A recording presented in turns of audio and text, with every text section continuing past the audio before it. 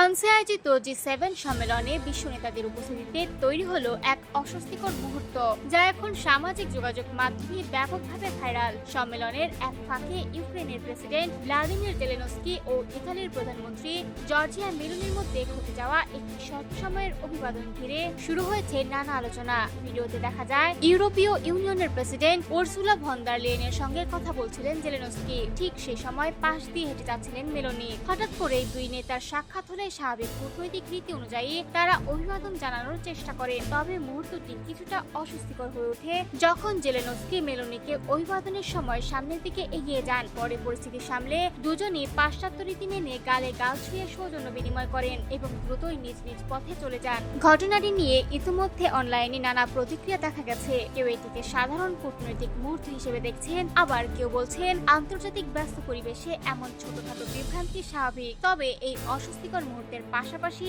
জি7 সম্মেলনে আরেকটি ভিন্ন দৃশ্য নজর কেড়েছে, যা অনেকে ইতিমধ্যে মেলোডি মোমেন্ট নামে উল্লেখ করছেন। সম্মেলনের ফটো সেশনের আগে যখন বিশ্ব নেতারা সারিবদ্ধভাবে দাঁড়াচ্ছিলেন, তখন ভিড়ের মধ্য থেকে বেরিয়ে এসে মেলোনি সরাসরি ভারতের প্রধানমন্ত্রী নরেন্দ্র মোদীর সঙ্গে করমর্দন করেন এবং কিছুক্ষণ আলাপ করেন। ভিডিওতে দেখা যায় দুই নেতা হাসি মুখে কথা বলছেন। আন্তর্জাতিক সংবাদ সম্মেলন সূত্রে জানা যায়, এ সময় মোদী মেলোনিকে উদ্দেশ্য করে বলেন, আপনার সঙ্গে আবার দেখা হয়ে ভালো লাগছে। উত্তরে মেলোনি মজার ভঙ্গিতে বলেন, হ্যাঁ, আমরা তো এখন ইনস্টাগ্রামের সবচেয়ে জনপ্রিয় জুটি।